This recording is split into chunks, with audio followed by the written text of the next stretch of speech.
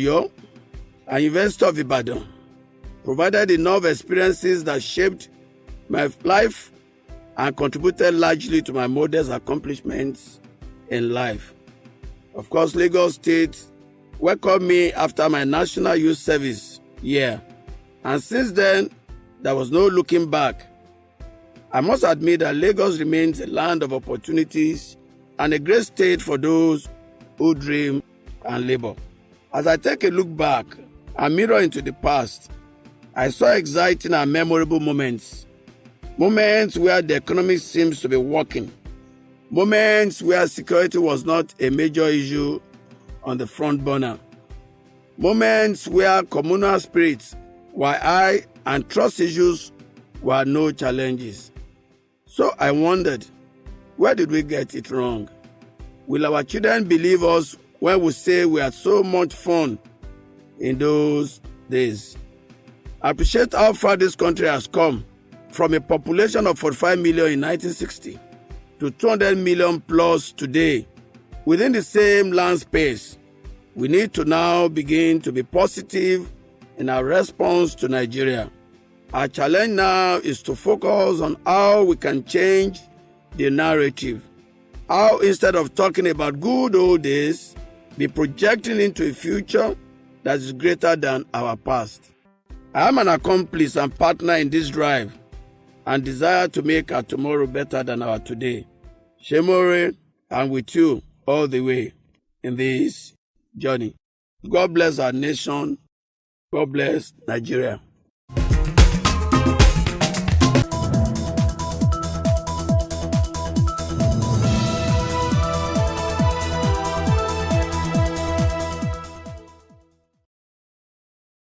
President Tinubu charges leaders to stand against unconstitutional change of government at the recently concluded ECOWAS meeting in Abuja. And 27 assembly lawmakers dump PDP for APC in Rivers State. I am Bola Oba, and this is Plus Politics.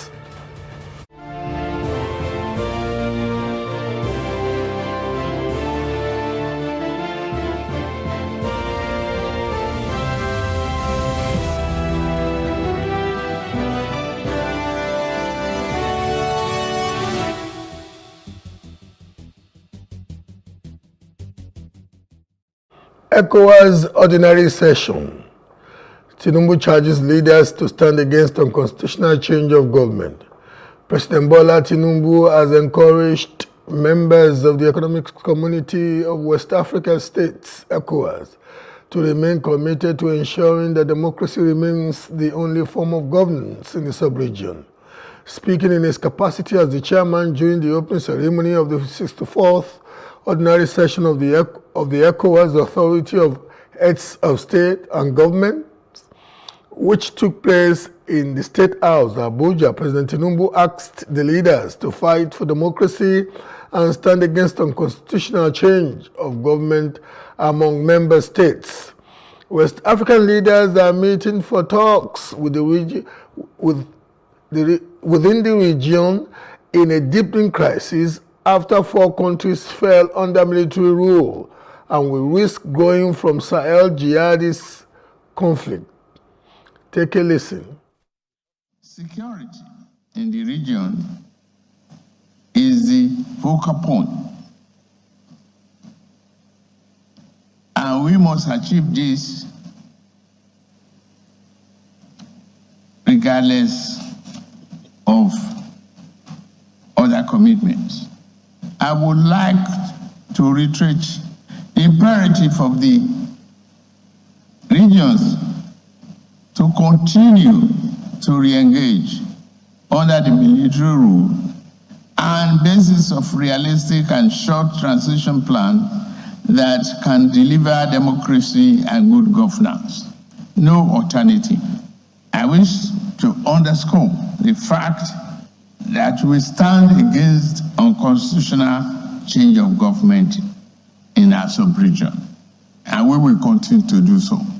I therefore urge all of us to stand strong and highly committed in the face of any challenge in Sierra Leone and Guinea-Bissau.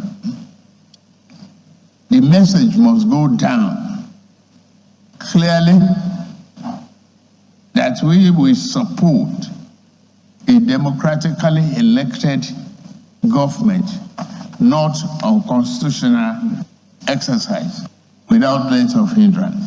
Democracy must win if we fight for it. And we will definitely fight for democracy. Joining us is a public affairs analyst, Dr. Kachi Ononuju, and an expert in human security and conflict management, Dr. Sami Anista. Gentlemen, welcome to Plus Politics. Thank you for having us.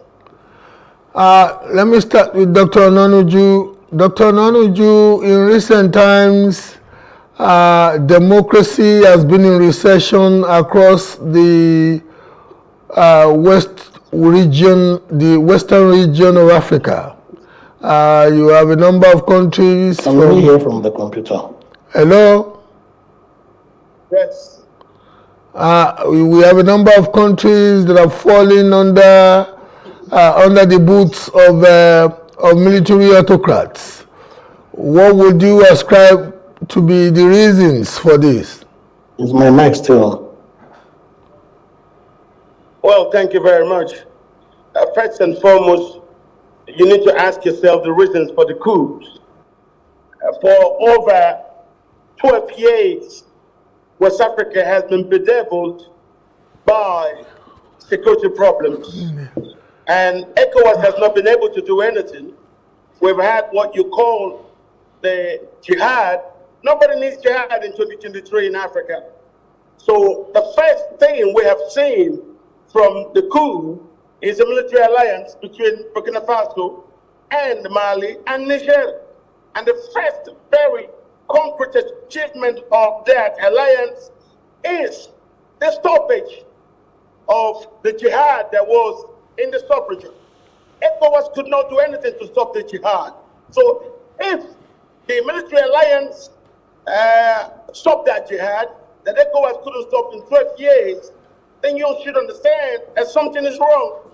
Secondly, the issues about constitutional changes of government, which we've seen a lot of politicians have actually undermined across the Sahel.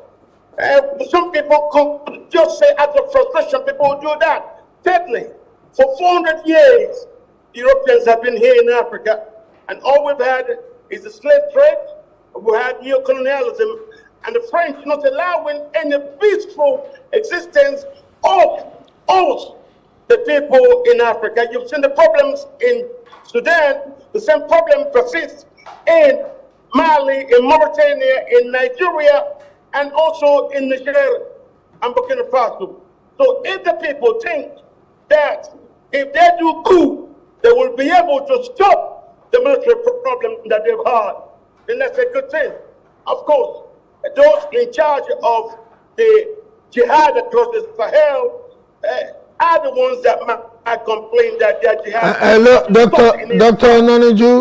Ononuju, at this juncture, it is imperative that I ask you, because it does seem like you're giving a portraiture as though the coups have helped to solve the jihadist wars, the jihadist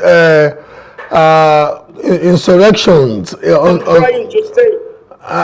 Because as we speak, these countries are still afflicted by the insurrectionists, number one. Number two is that they're also giving the impression as though the Europeans historically have not benefited West Africa.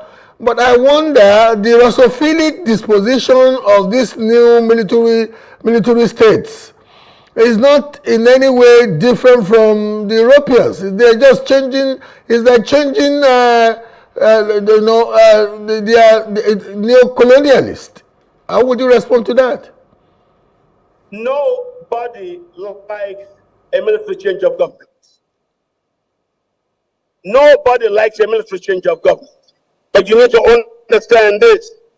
If it takes such change of government for the people to stop the French sustained actions here in West Africa. They do not want our democracy to sustain. They do not want us to have control of our countries. And then nobody could tell any group of people how they could go about setting protocols towards freedom. And this is where this is. I think it's about time. If ECOWAS fails, people in the sub-region could try alternative ways to try to save themselves. Yes, President Tinubu is saying this thing, but don't also want to forget that Nigeria's elections have not been the very best. President Tinubu has not been brought to power in a very honest form. If our leaders want coups to be a thing of the past, they must be prepared to not only be democratic, but to also respect the rule of law.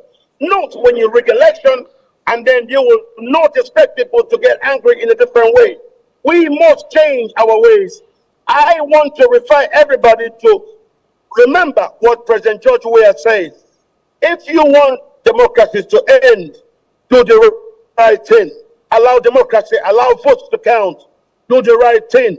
Don't sit by as ECOWAS while the people who do not know undermine the security of the sub-region. About time I went to your colleague. Dr. Onanuju, about time we allowed your colleague to also contribute.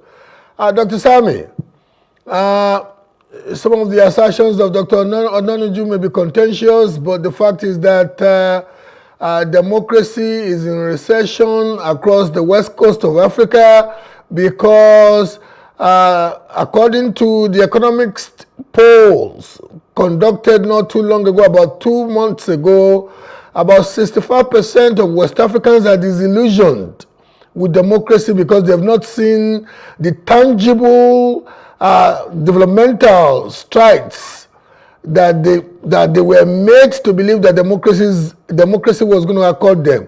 How would you respond to that? Thank you very much. First of all, I must say that what we call democracy is just has democracy benefited us? We must sit down and know, is there a way democracy can be modified to improve Africa? Because as far as the data that are coming out in our economic situation, political situation, we have not really been able to harvest the dividends of democracy.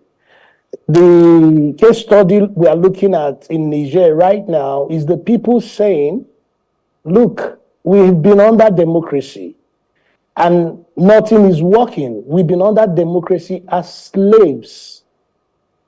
So, should we continue? Like the former speaker, my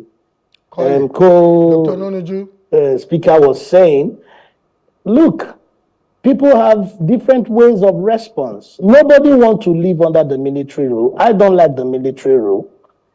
But then something has to be done. When you're looking at the data and see how the economic situation, the sufferings of Africa, it is pointing all to that we need an African solution.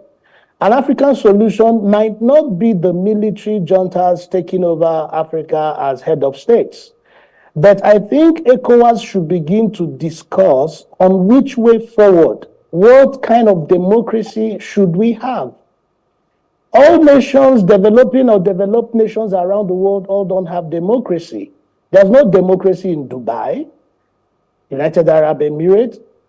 Most of all the countries in the Middle East don't have democracy. China, they have their own kind of democracy, if you can call it, but these guys are more communist. So if I've understood you well enough, what you are espousing now is that liberal democracy is somewhat organically apocryphal to the needs of Africans. You would rather we go for a quasi-autocracy like they have in UAE, or relative democracy as in China. Is that what you're saying?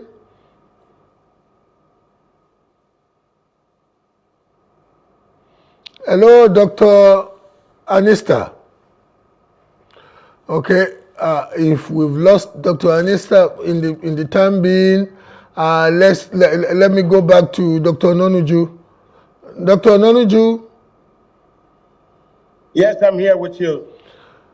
What would be your response to your colleague's assertion that liberal democracy, ironically, you are one of the best known faces and one of the best known spokespersons of a liberal democratic party in Nigeria, and your colleague is saying all of you politicians that are just you are putting up a charade of a sort. John, I've not been able to get in. Hello? That's not what he's saying. I think you're misinterpreting what he's saying. He is saying that the democracy as practiced currently across the sub-region, the Sahel, has not been very honest, and it has not favored the people of the region. One, you need to understand the people of the region would not like to live the way the Congolese lived and Patrice Lumumba was killed. We cannot stay and we say we have democracy, but no, the French and their ways continue to get us in West Africa to continue to pay reparations to them.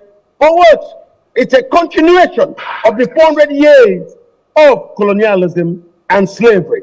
I think that's wrong. Since we have done 400 years with the West and it has not worked, I don't see anything wrong with us trying to work with the Russians. Secondly, if African leaders want democracy to work, they should be honest. They should respect the election. They should respect the vote. They should respect the rule of law. They should stop rigging. They should go back to that suggestion by President George Weah. I believe if we can tell ourselves the truth and stop all the fraudulent intentions that we do to undermine the people's vote, as we have seen in contested elections across Africa, then we can start to hope that democracy is good. Democracy is beautiful. Democracy is still the best from all we know. But what he's saying is that our leaders have bastardized democracy and been very fraudulent in their implementation of what they say are democracy. And so human beings react. If the people react by doing coup, ask yourself why. If we could have had what you call the slow motion war across the Sahel, who needs jihad in the Sahel in 2023? But why should we have such killings? In Nigeria, it is called the Farmers' Headers Crisis. No, it is the same group. Why should we have such slow motion war by the Fulanis across West Africa and the leaders do not? So if the leaders cannot do nothing to stop the slow motion violence by the Fulani militiamen, in Mali, they are fighting with the Dogons. In Mandinka, in Arabia, they are fighting with the Mandinka. In Senegal, they are fighting with the Wolof. In Nigeria, they are killing people in Plateau, in the Mambila, in Taraba, killing in Hello, Dr. Ononuju. Dr. Ononuju. Nigeria. People should not take that. Dr. Ononuju. Dr. Ononuju. But yes. you know that a lot of other factors beyond liberal democracy are also contributing to this thing. You have climatological issues. You know, the typical example, Lake Chad has shrunken in my lifetime. Lake Chad has shrunken by about 75%. You know that apart from climatological issues, we have the issue of population explosion. Mali, some of these countries, Mali and Chad, have the highest number of female procreativity on the face of the earth. An average woman in Italy is having about 1.5 children. And yet, in France, less than 2%, two children. In Mali, you have an average woman having 7 to 8. And yet, they are having these children in poverty. Look at the certification in the whole of northern Nigeria. And we don't, because we seem now to be intellectualizing all the faults around democracy. Is that right? You are very wrong. If the people in Mali want to have 1,000 children per family and it becomes a problem, it is not a reason for people from Mali to enter Nigeria and start doing ethnic cleansing, killing people in Katsina, killing people in Zamfara, killing people in Kokoto. That is not a way for them to solve their problems. If you cause your problem through overbreeding, you solve it yourself. Don't bring it to Nigeria to kill Nigerians. I think that's very, very wrong. So do not tell me about people making trouble in their countries and that being a good reason for them to come to Nigeria and kill people. Don't tell me about people not organizing themselves properly and that should be a reason for them to go to Burkina Faso or Mali or Niger to start killing other people to try to take their land. Why should we have IDPs when we are not at war? Why should Nigerians be living in IDPs? Okay, Doc. I'll come to you. I'll come back to you, Doc. Let me try and see if your colleague is back now. Dr. Anista, are you back? Yes. Fantastic. I'm actually listening to him and actually blown away from his perspective, which is actually correct. But I'm focusing on the issue that is happening in Niger. Let me take from the last point that you were talking about.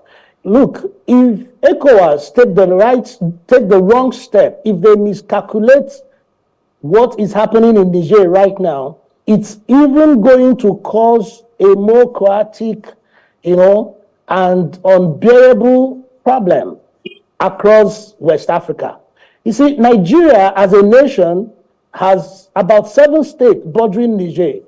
If ECOWAS intervene with military might into Niger, where do you think these displaced people will go? All of them will immediately begin to find their ways into Nigeria. You see, and that further creates a humanitarian crisis. And more people will give birth. Because when people are doing nothing, they procreate, at least to replace themselves if they die. That is supposed to say. And that is the reason it's becoming a little bit difficult for them. So what specifically are some of the things you thought they said that they shouldn't be saying? Okay. What I think is that if you want my behavior towards you to change, you change your behavior towards me. Negotiation with the junta in Niger has not really taken off smoothly.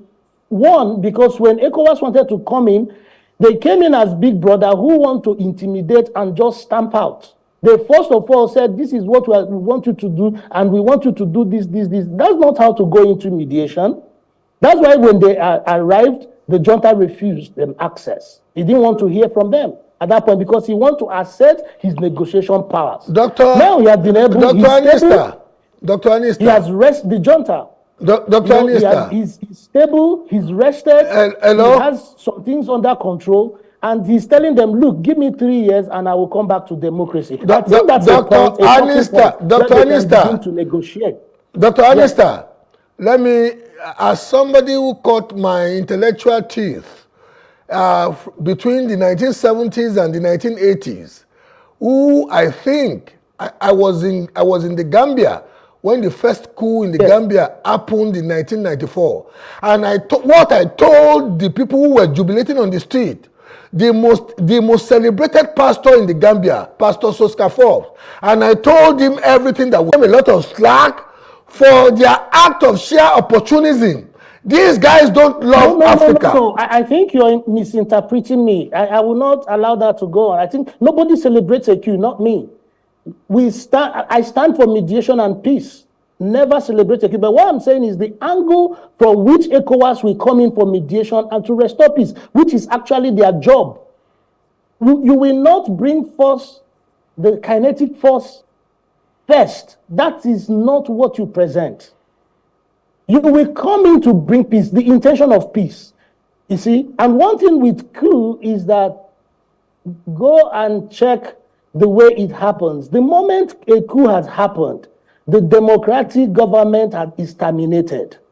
For you to restore it has to be a high play of diplomacy. Otherwise, there must be a plan for an election to take place that will bring in a new government, which the outstated president can be allowed to contest. Because for a coup to happen, they are saying something is wrong with the process, something is wrong with the institution, something is wrong with the government. And the opportunism of the coupists or the purchase should be rewarded by allowing, and the opportunism of the purchase and the coupists should be rewarded by allowing the purchase to also contest in an election where he is the one holding the gun. Abacha type of election. Abi? When we have the right discussion, we will have the right process in place to restore. If the person ruling us was using the gun against us and we used the gun to chase him out, will you say that that was wrong? Good. You see, there's a difference between statehood and nationhood, and that is something, something many people are failing to interpret. Dr. Sami Anista, Bazoum was democratically elected. And ironically, in the case of Niger, Bazoum was nudging them in a progressive economic direction. What kind of government was he running? The seeming emotive points that I see the two of you gentlemen putting on the table, because this thing is not clean cut. How would you respond to that? Well, my response actually was coming from the actions that we expect ECOWAS to take, not necessarily supporting Bazoum or supporting the junta. I am neither for Bazoum nor the junta. I am for the Nigerians. The Niger people are the ones that are suffering. When the borders were closed, the junta is not suffering anything. When the electricity is cut off, I don't think he is in darkness at the State House. The people suffering are Nigerians, and those are the people that we are talking about. If ECOWAS initiates a military action, the collateral damage is going to be Nigerians. So we should be talking about Nigerians and the position that ECOWAS should take and how they may be able to go about it and be able to restore peace and good governance to Nigerians. That's my concern. I'm neither for the junta nor for Bazoum. I guess that's the age-old. Dr. Sami Anista, we have to wrap it up, but that's been the age-old argument against sanctions. And from where I am, at some point, sanctions will come on the table when people come to disrupt what is the legal or constitutional order. It's almost inevitable sometimes. But please, may I say this to you? It appears that democracy in Africa has been hijacked by certain interests. If the people of Niger have democracy and are being cheated in their democracy, for example, their uranium, how it was priced by France. Of course, we should know the interests that have been in Niger. France is in Niger. Okay, let me give Dr. Nonuju the opportunity to give his closing opinion. Dr. Nonuju, how would you want to end this? Hello, Dr. Nonuju. I would have loved. Now, hold on, I am here now. Fantastic. First, you're very wrong about Niger. There is no democracy in Niger. One, in Niger, Hausas are 54% of the population. Bazoum is Tuareg. The Tuaregs are 11%. The Fulanis are about 6%, and the Kanuris are 5.8%. The Hausas have not been allowed access to power in Niger, as they've not been allowed access to power in northern Nigeria. Understand this. And that's why you saw when Bazoum was imposed upon them, they waited for Buhari to leave before they did that coup. Understand the reason why majority of Nigerians support that coup. I don't like coup because coup is anti-democracy. But if you allow democracy to sustain, I don't think we need any coup anywhere. So I understand this issue. For me, if it has taken coups for the states to come together, that is Burkina Faso, Niger, and Mali, for them to come together and stop the slow motion war across the Sahel, then that's a good thing. If ECOWAS could not stop that war, if they cannot stop the killings across West Africa, and Dr. Ononuju, that's a good thing. Dr. Ononuju, I really wish we had more time, but the truth is that you and I know that the insurrectionists have not been stopped in those countries, and it would be delusional to think these military relations would ultimately solve that, because they are even negotiating with the insurrectionists as we speak in some of those countries. It's been good having you. We'll go on a short break, and when we're back, we've got more for you. Thank you for having me. Thank you.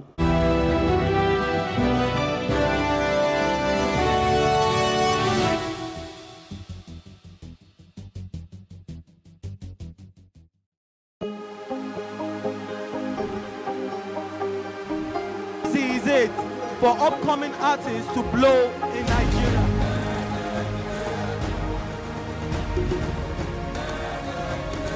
Welcome to Plus Trending. I am Buki November, your host, saying thank you for joining us on today's episode. Welcome back. It's tea time on Plus TV Africa. Practice makes perfect. I'm not perfect yet, but I'm a lot better than I used to be. He's a king. He's entitled to marry 100 if he wants to.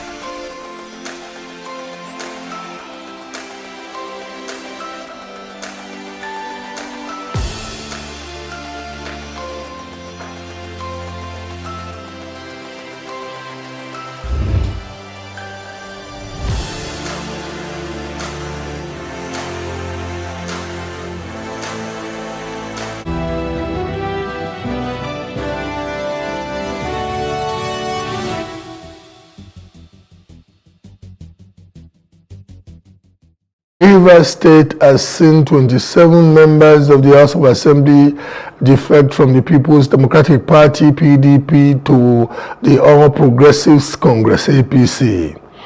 Martin Awawule, who is loyal to ex-Governor Nyesom Wike, and Edison Ye, who is the camp of Governor Similayo Fubara, have been embroiled in a speakership tussle.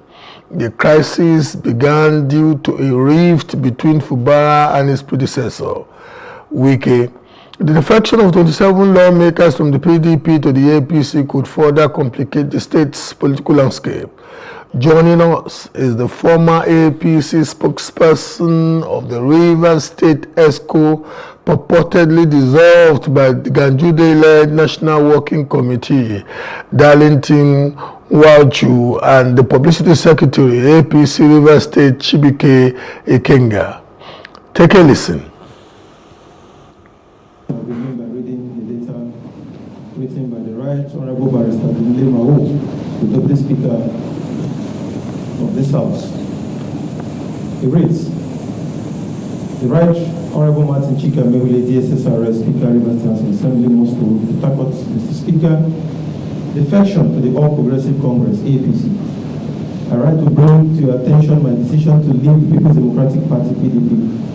This decision to leave the PDP is necessitated by the division in the People's Democratic Party, of which I was elected to this House.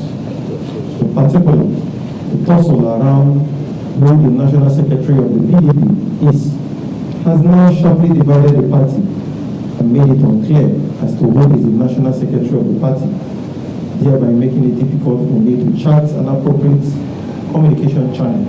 Section 109. And the condition for defection is division in your party. And there's clearly division in the People's Democratic Party. There are court processes as evidence, because the Constitution is also seeking for evidence, and the evidence is clear. All the court processes are hereby attached by all the members, and it is before the House, and the House has already before this time deliberated on all the issues in the PDP, and we feel there is sufficient division, and for that reason, members have the choice to move to the All Progressive Congress, as already indicated in these letters. Distinguished colleagues, I congratulate all the members for the decision, and what is important is the people that have elected us who will ensure that we deliver all that we have promised our people: good legislation, good representation. In their letters stating that the PDP is in crisis because there are litigations on who is the substantive bona fide secretary of the PDP. What would be your response, gentlemen? Starting with Nwaju. Hello? Can you hear me? Darlington. Hello, Darlington? Okay, let's try. Hello, the picture is frozen. Okay, maybe I try Chibike.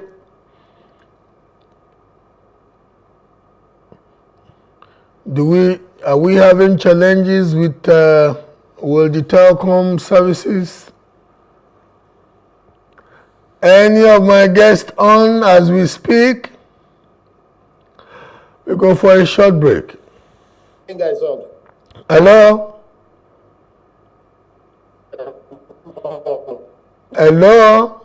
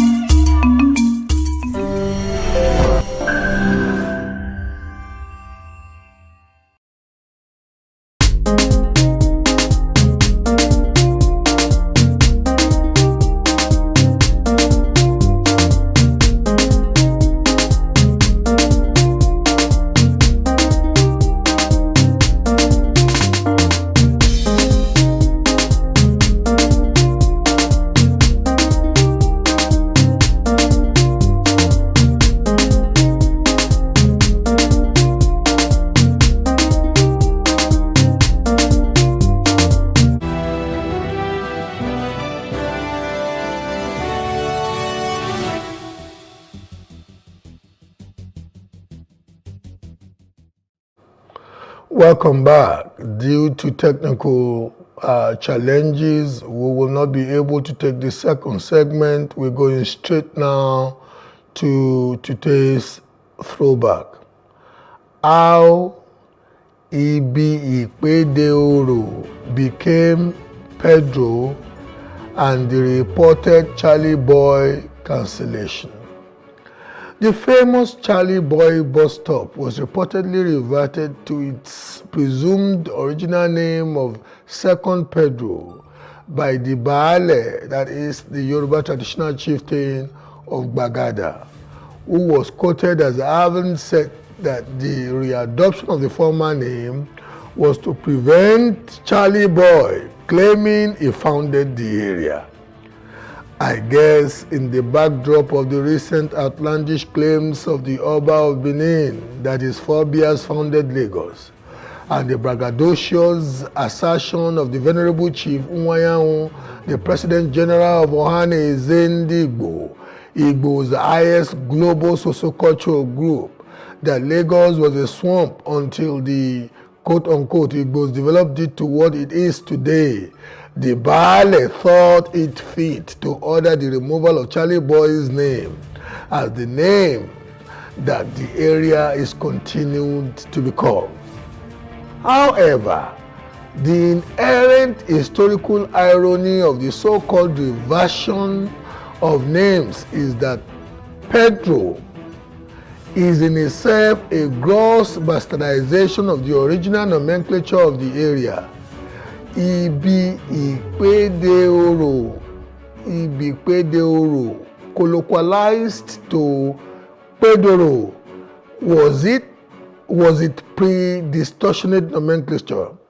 It was actually colloquially called Pedro.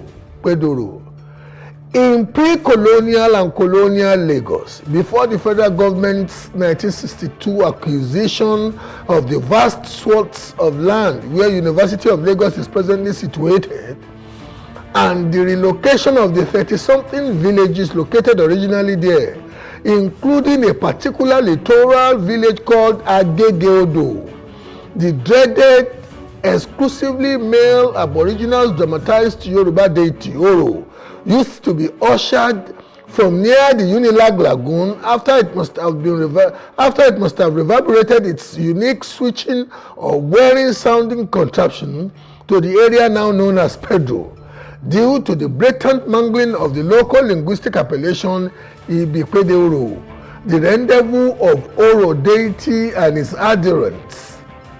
Has not only been anglicized, even the totem of the deity and the new place of convergence of the Oro worshippers is now in Agbole Pedro, in Pedro's compound in Bariga. Language can be very dynamic and etymologically funny, particularly in a place like Lagos where the Ife come aboriginal Ketu, not this Ketu, the Ketu and Ajashe now in Benin Republic and Togo, Awori, Benin, from whence every Yoruba settlement with Ado or Idu, as in Idumota, Idumagbo, in its name is currently linked. Ilaje, Ijo, Mohin, indeed one of the official titles or Oriki of the Oniru of Iru land in Victoria Island, Lagos, is Oniru Oba Mohin, which expressly tells us that the rulers of Iru land are ancestrally Ilajes, the Jebus, the Eguns of Akpa, the owners of Badagry and the infamous Yoruba slave trading port of Kwadai, now in today's Benin Republic. The Portuguese, the Germans, from which the now famous locale of Lekki, a colloquialization of the 1800s German Lekki salt cum slave trader's name, whose former house is now a museum in the area, took his name. And the eponymous British cultures have missed for about half a millennium or 500 years. It is just natural in a place like Lagos that the original names of places over time must have been bastardized. I am Bola Oba.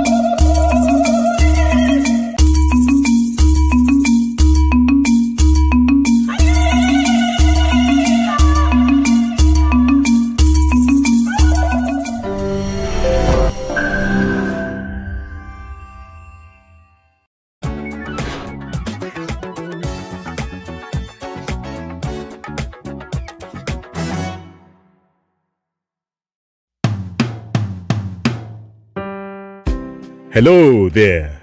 My name is Oluseyi Akinwale Fashui.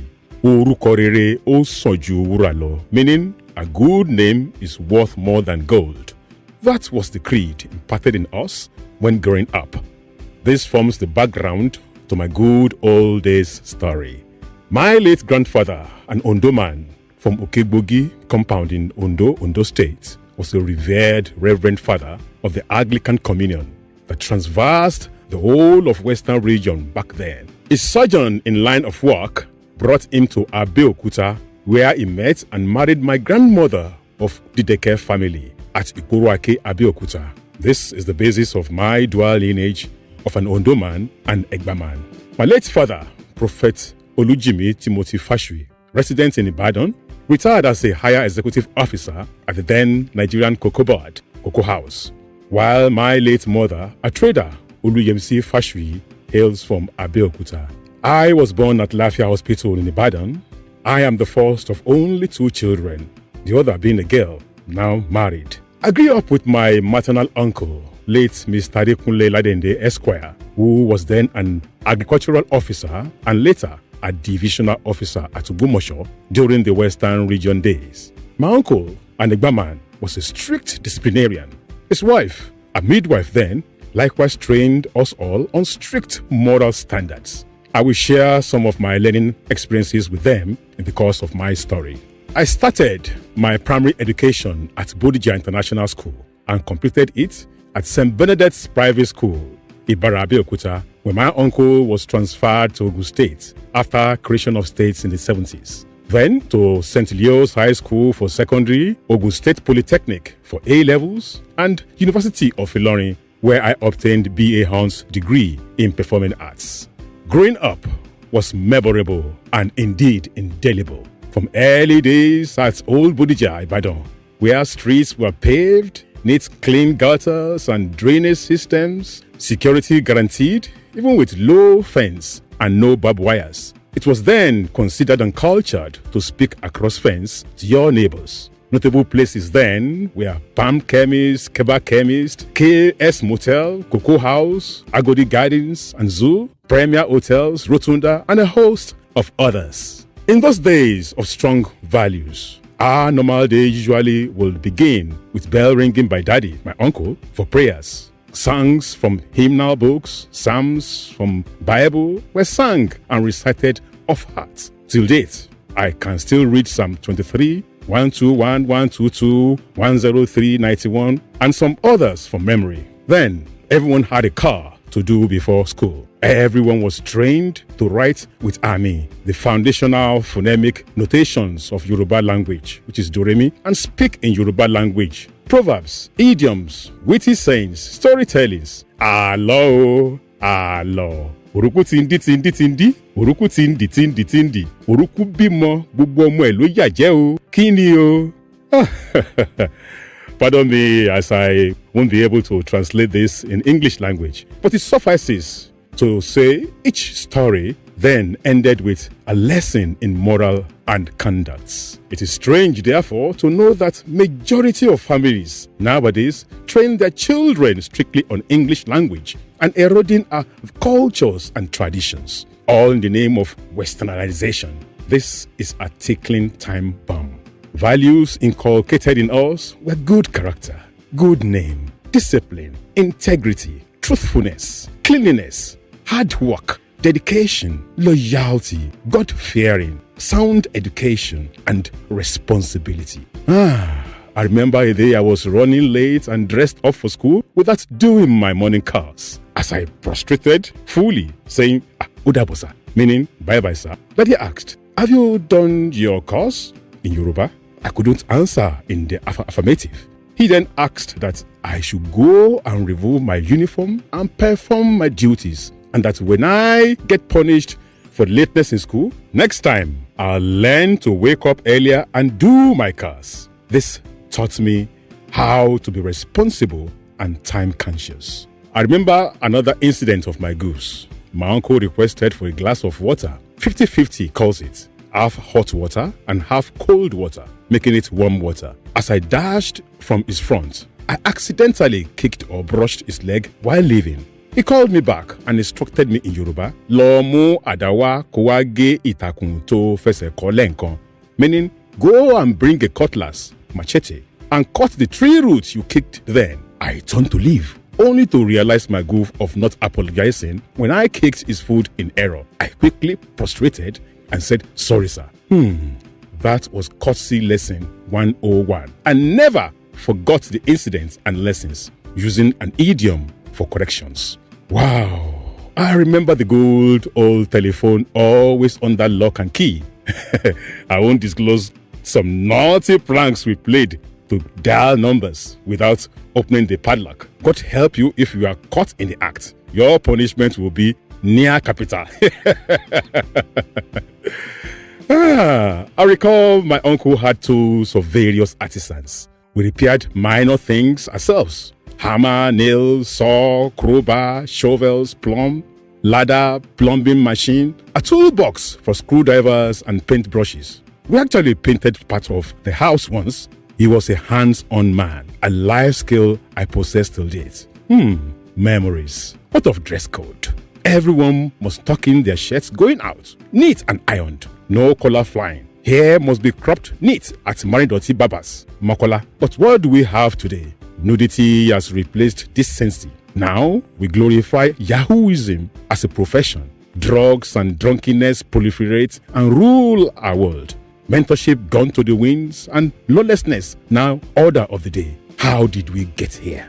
Growing up, our orientation of advocacy and education for attitudinal change of various publics. This is a clarion call. A call for us to revisit those old-time tested values of integrity, discipline, patriotism, hard work, dedication, humility, good character, and high moral standards. It is time for us to call the emerging generation to borrow a leaf from our past when there was dignity in labor, honesty, perseverance, and belief in God, who is the author and finisher of our faith. Let's shun tribal sentiments and embrace religious tolerance. Hunger does not discriminate. You are uniquely made. Nigeria can and will be great again if we all do the needful and stop the blame game. Let us ask ourselves one question. Am I truthful and honest in my dealings? As a parent, government, or a businessman? What legacy are we leaving behind for our children? They deserve a future that is greater than our past. We owe them a duty to lead them right. Nigeria needs an urgent national moral rebirth to galvanize credible leadership and responsible followership. Therefore, I join Sir Shimore Badejo on this noble initiative to say there is hope for Nigeria still. Our good old days can be a foundation for a better tomorrow. Let's do our bit to make our country great again. Long live Nigeria. Thank you.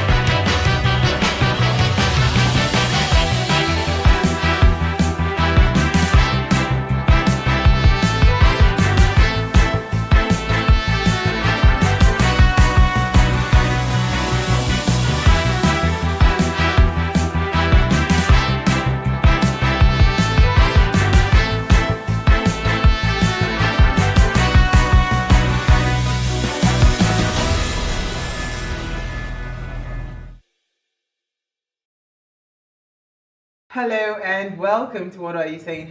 #Ways, where we talk about topics in the news as it affects us all. I am Usayiwa Mesale, and today, Monday. Hello, ladies. I have Sanzi. Hello. Where have you been?